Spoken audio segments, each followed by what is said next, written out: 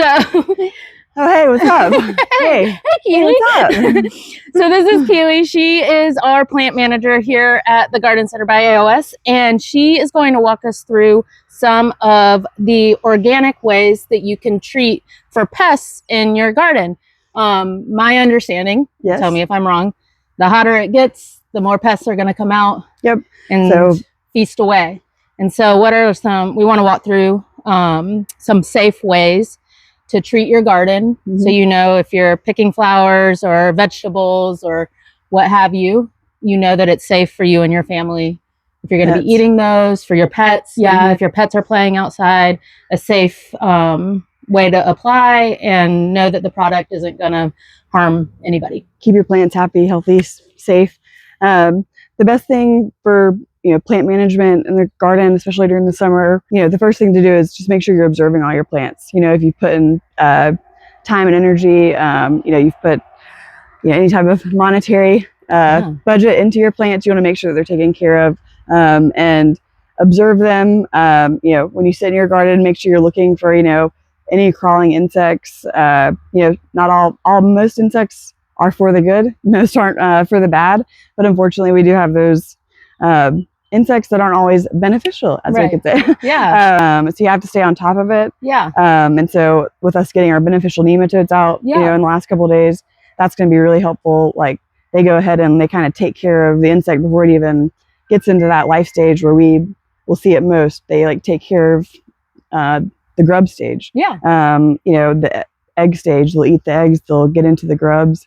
Because they are an insect. Right. So they're tiny, they're microscopic. You can't see. Believe me, I tried to see them. You can't see them. You need a microscope to see them. This year, when we applied our nematodes, we just used a universal sprayer you can purchase here at the Garden Center. You have to make sure the nematodes are living. When they come into us, they're kind of dormant. They're cold.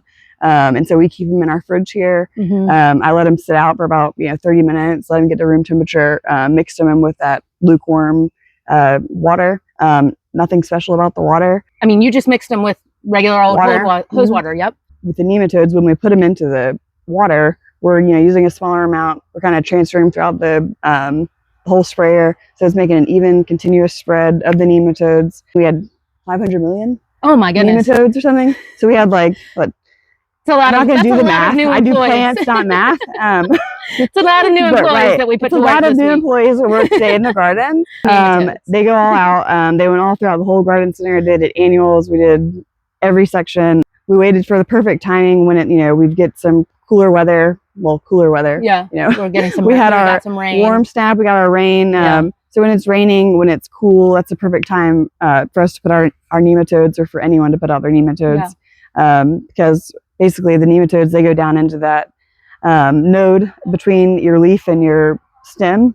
Well, again, trying to get to the problem way before it gets up to our plant. It's a good preventative. Very good preventative. So the Garden Center by AOS is completely treated with 500 million nematodes. And if you get a plant, you get nematodes. The nematodes will come home with you in your plant. That's awesome too. That's an added benefit. And we get our nematodes from Arbico Organics. They are incredibly helpful. If you call them, their customer service is amazing. 5-star customer service for sure. You tell them your problems, you tell them what you're seeing, you tell them where you're located, and they will help you pick the right products for the potential problems that you may have in your garden. Now we have some other options here that are really good for the home gardener. So a lot of people use insecticidal soaps, and we also have this is the soap. The soap, you're gonna just spray it on. You can get it in concentrated forms as well, like I was talking about. Insecticidal soaps are good. I will say this too, when you're talking about controlling diseases in the garden or pests, you want to make sure, again, you're observing. We also want to observe the weather. Make sure you're putting things out at the right time. The biggest thing with nematodes, we talked about them wanting to come away before we put them out, but also with any insecticidal soaps, almost all pesticides, you want to make sure you don't have sun shining down, especially in the heat of this weather. Because you go to apply a soap, fertilizers also, you're gonna, if you don't, basically wash all that fertilizer off within 30 minutes, and you've got some scorching hot sun coming down. It's gonna burn. You're gonna burn your leaves. Yeah. Especially with insecticidal soaps, that's even a more like, you know, viscous covering on your leaves. You want to make sure you're doing this like early morning. Honestly, in the summer, I would like only suggest doing it in the evening. Okay. Unless like you know, right when like the sun's about to go down. Yeah. Unless you know that we're definitely not going to have, you know, a hot day, which I don't know how you do that. No, not North You Carolina. know, it's definitely going to rain like in 4 hours. Yeah. Because you don't want to wash off your soap either. Right. You don't want to wash off your pesticides. So if you're like, you know, doing an application of like, you know, your horticulture treatment of sort, whatever kind it is, you want to make sure that it's going to good use. Yeah. You know, you're putting it out at the right time, for one, so that it doesn't wash away, and for one, it's taking care of the problem. Yeah. What are we looking for? Like, what would indicate like looking at a plant? Like, what are some physical, like, this is obviously this plant has something going on with it and we need to treat it. So one thing is like spider mites right now with annuals.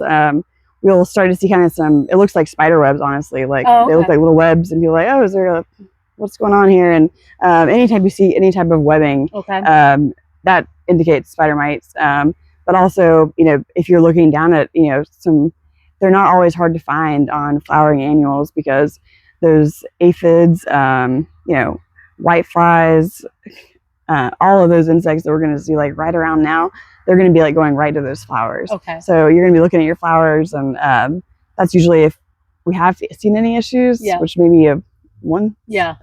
they're like little speckles. They're like, yeah, well, see a couple little speckles. Yeah, kind of look like clear freckles. Yeah. White little freckles. White clear freckles on your plant.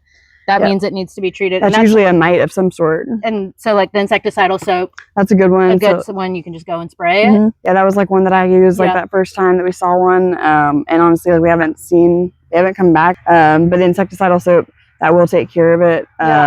And you can just spray it directly onto the plant. You don't need to mix it. Just follow the instructions. It basically like suffocates them. All these things come with great instructions. Follow the instructions. Talk to us when you come to buy it. Talk to the horticulture specialist. Don't talk to me. Talk to her. Talk to her. No, you can talk to me. Yeah, you absolutely, exactly. You can talk to me. You won't leave this area without knowing everything. Yeah, exactly. Okay. No, I'm confident. I can tell you how to apply the insecticidal soap. Yes. We also, fruit trees, that was the one thing we were going to talk about, was fruit trees are big here.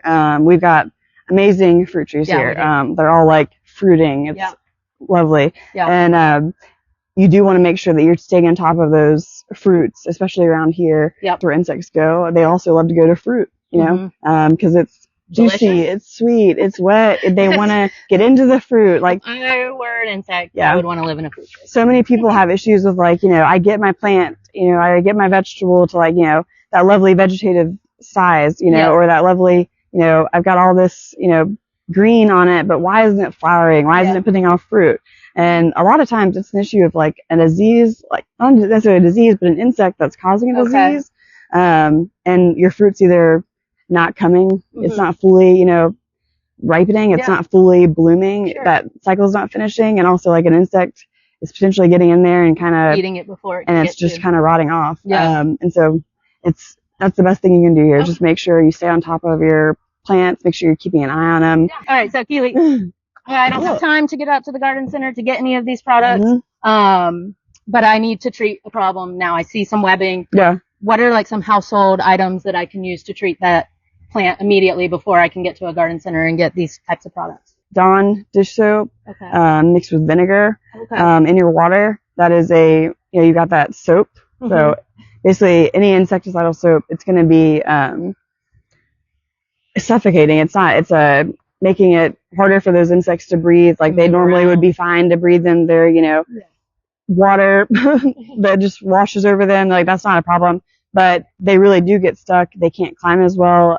They can't do their job as well when they have a soap barrier. But basically it's a vinegar, Dawn, and water solution. And it does a great job at dealing with insects. And any ones that you're going to have right now with annuals. Perfect.